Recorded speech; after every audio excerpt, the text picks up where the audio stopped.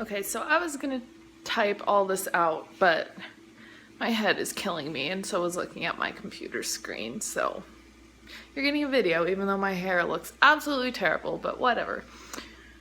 So, how did I almost get into...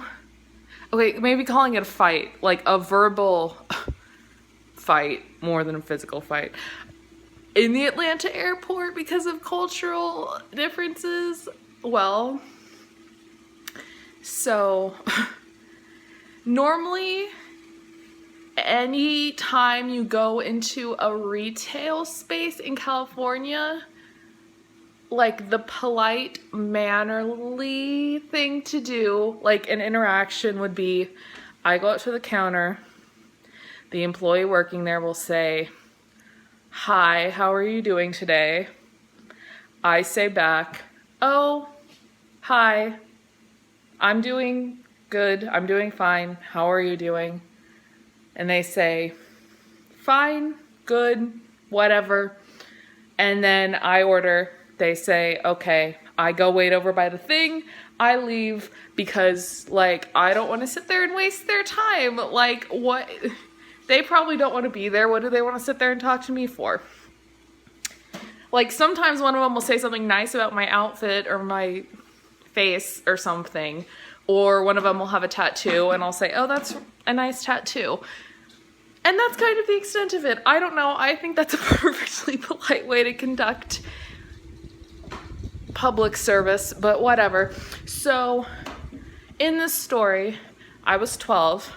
I was flying back to San Francisco from Florida, but we had a layover at Atlanta International, so I'd had to get up at about 4 o'clock that morning.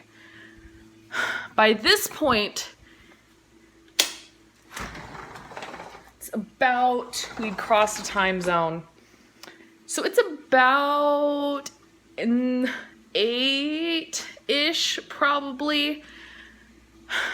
But that meant we were going to have to get on the stupid flight, then fly 6 hours back to San Francisco, and over 2 more times, and it was just exhausting. So I'd been in Florida for a week before, so I was very tired. So we get to the Atlanta airport, we have to walk, go back through security, then go to a different terminal. So once we got out to go, like, kind of by the airport entrance to go back through security,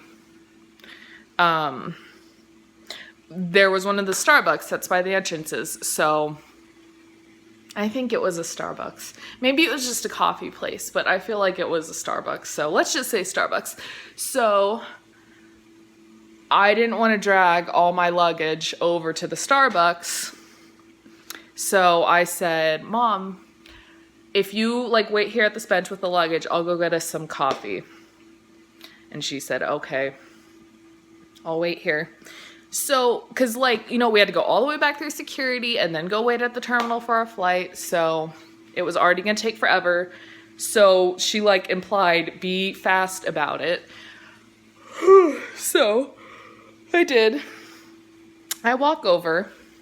This, like, older, maybe, like, in her late 40s to 50s, white woman is there at the counter, which is why I think it wasn't a Starbucks, because how many old people do you see working at Starbucks? But whatever.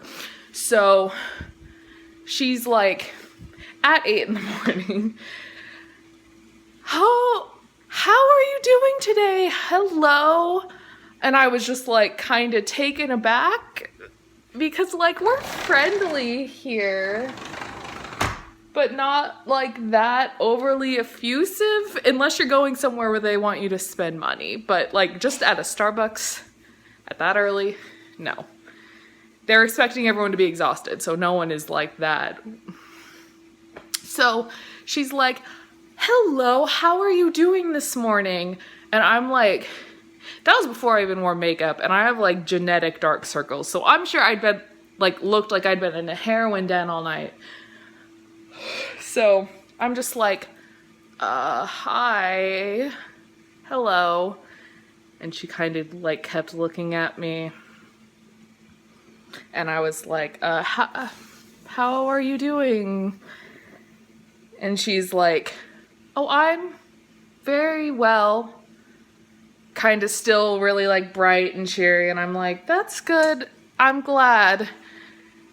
And then I was waiting for her to ask, what can I get you? And she didn't. She just kind of kept looking at me.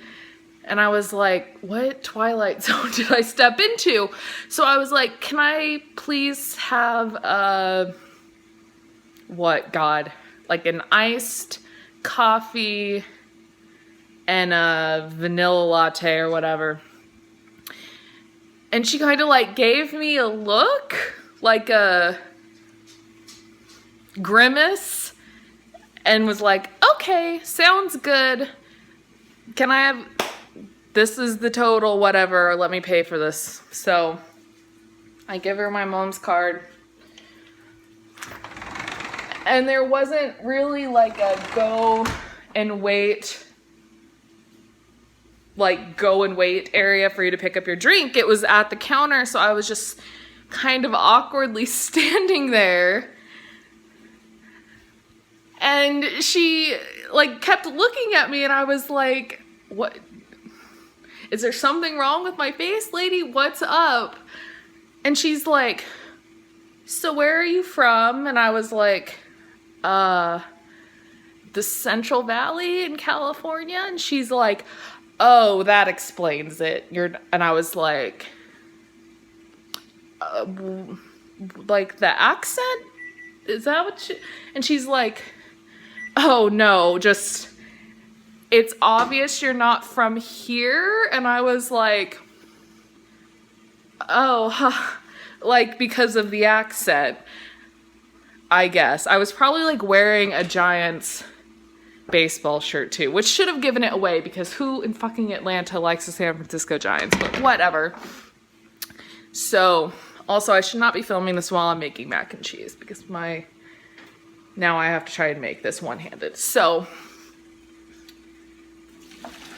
also, can you not everyone tell how bad I have ADHD by how many times I've gotten, with no formal diagnosis, sidetracked in this video alone?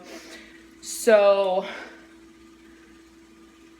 she said, oh, it's obvious that you're not like from here. And I was like, kind of just laughed it off and was like, oh, like, because of my accent, right?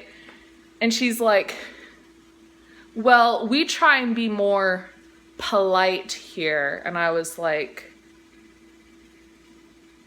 I didn't even know what to say. I just kind of looked at her.